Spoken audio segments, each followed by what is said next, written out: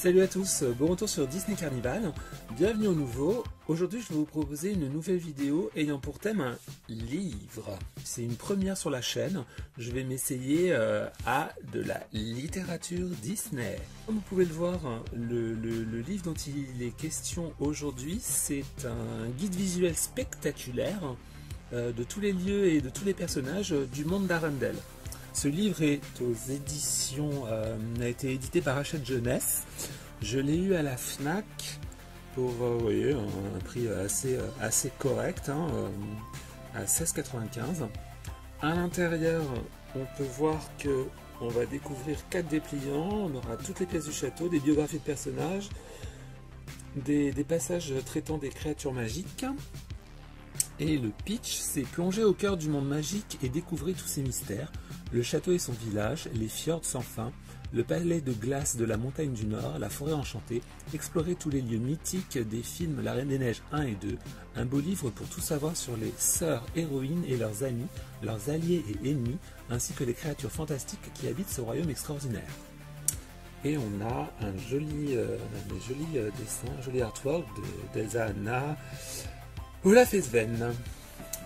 C'est un livre, alors je ne suis pas forcément très collectionneur de livres, mais j'avoue que j'ai bien aimé ce qu'il proposait. Alors certes, c'est un livre vraiment destiné aux enfants, hein, mais le rendu graphique m'a relativement séduit. Et moi, je trouve qu'il permet vraiment de se projeter sur le land Frozen qu'on attend tous avec impatience au Walt Disney Studios.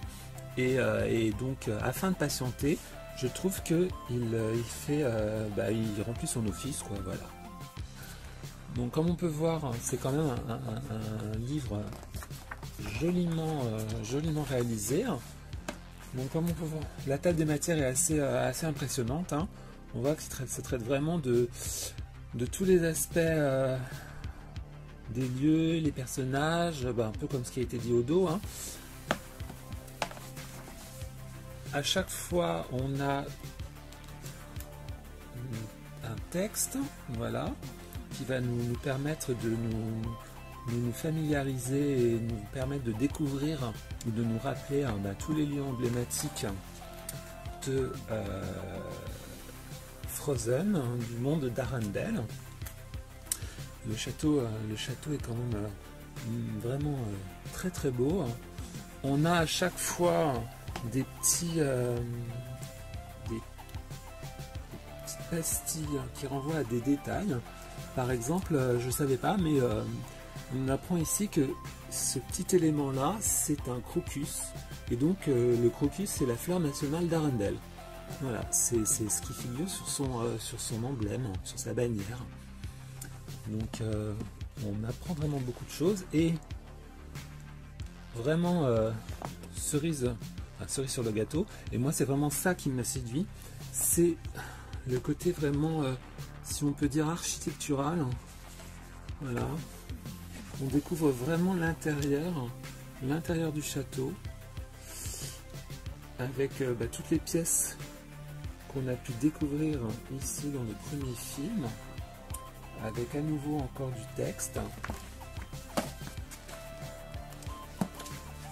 Après, on passe bien sûr à la présentation des personnages que nous connaissons tous. Ici, les personnages un peu secondaires. Chose assez surprenante que je ne me souvenais pas. En fait, donc ce personnage, elle s'appelle Gerda, et celui-ci s'appelle Kai. Donc ce sont tous deux des serviteurs. Pour des serviteurs au château. Donc Gerda, ça nous dit que dès leur naissance, Gerda s'est occupée d'Elsa et d'Anna, qu'elle les aime profondément, et que Kai, donc lui, s'occupe de l'organisation du château. Voilà, c'est une espèce d'intendant. Et en fait, chose que vous ne savez peut-être pas, en tout cas si vous n'avez pas lu le conte d'origine de Jan Christian Andersen, les héros d'origine de la Reine des Neiges, ils s'appelaient Kai et Gerda.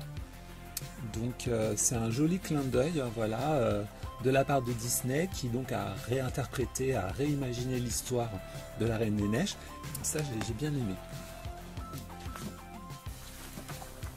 Ensuite à nouveau donc on a le château avec toujours des petites annotations, comme par exemple ici ça nous dit que chaque matin Elsa savoure son petit déjeuner dans la grande salle, et donc là on a une jolie vue de la grande salle. Ensuite ici par exemple on a Kay est déjà en train de préparer la salle du conseil pour une réunion prévue dans l'après-midi, donc ici c'est la salle du conseil.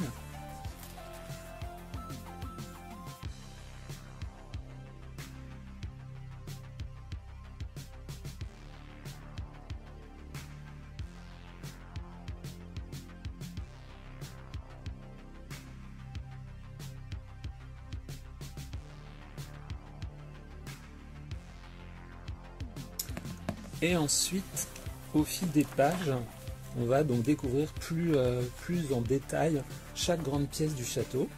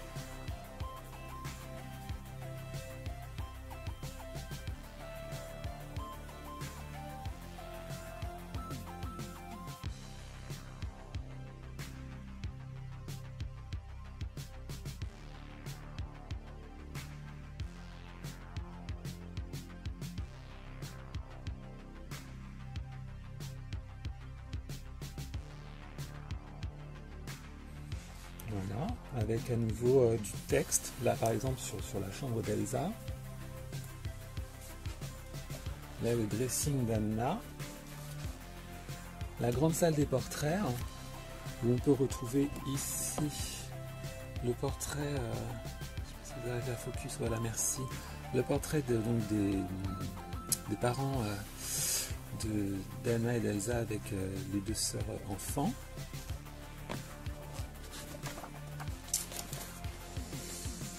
Et ensuite, on va découvrir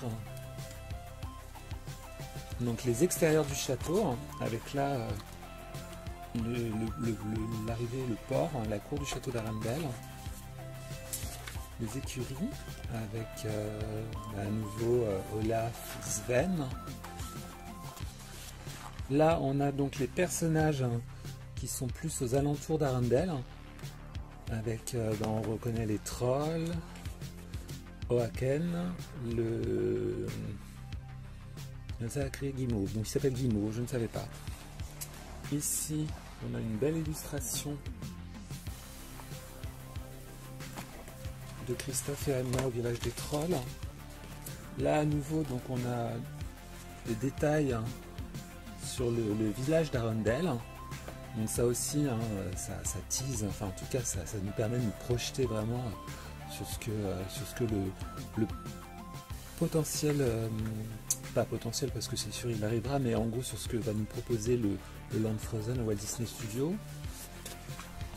Là, le relais de poste et le sommet d'Aoken.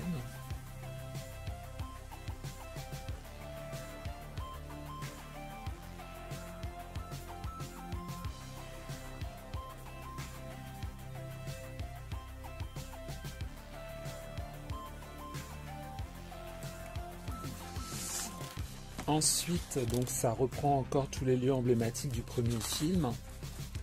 Et là, on passe donc au deuxième film avec donc les personnages du deuxième film avec Bruni. Ici, une belle illustration d'Elsa.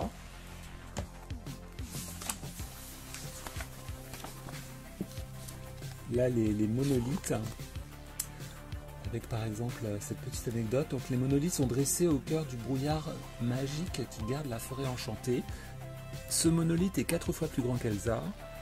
De nombreuses générations auparavant, Les monolithes ont été taillés dans les montagnes proches. Là, on a les vues de la forêt, avec encore une fois des anecdotes, la forêt enchantée. Là, le navire d'Agnar et de Iduna, donc les parents Anna et Elsa. Voilà. Là, on a la mer sombre, avec le Noc, donc le cheval aquatique. Et puis voilà, donc c'est terminé. Donc j'avoue que ce livre hein, vraiment est quand même un très joli ouvrage pour les jeunes enfants, les ados ou même pour les plus vieux. Hein. Moi j'avoue que j'ai beaucoup aimé. Le seul petit bémol que je pourrais regretter, c'est en fait c'est la grosseur des encadrés là ici, des pastilles. Je trouve que c'est dommage que ça soit fait de cette manière un peu voilà, on dirait vraiment un post-it posé comme ça. C'est dommage. C'est un peu alors je peux comprendre que pour les enfants il faut que ça soit, on va dire, simple et clair, mais un peu de travail, un peu de voilà, pour qu'ils se fondent un peu plus dans les pages. Ça aurait été, moi je trouve que ça aurait été plus joli quoi. Voilà. Mais c'est le seul petit bémol que j'ai à souligner par rapport à ce livre. Donc encore une fois, ce livre de chez Hachette Jeunesse, La Reine des Neiges, le monde d'Arendelle, est vraiment un livre qui est joliment réalisé. Je pense que c'est un bon mix entre un artbook, un livre d'art, et puis quelque chose qui est vraiment la BD. C'est à la croisée de ces deux idées. Donc voilà pour cette petite vidéo rapide sur ce livre, ce guide visuel spectaculaire de tous les lieux et personnages donc, du monde de la Reine des Neiges. N'hésitez pas à mettre en commentaire si vous avez aimé cette vidéo et si vous voudriez que je vous présente d'autres livres. N'hésitez pas à me mettre un pouce up parce que ça fait toujours plaisir. Retrouvez-moi sur mes réseaux sociaux, Instagram et Twitter. Et je vous donne rendez-vous pour de prochaines vidéos. A très vite sur Disney Carnival. Ciao ciao.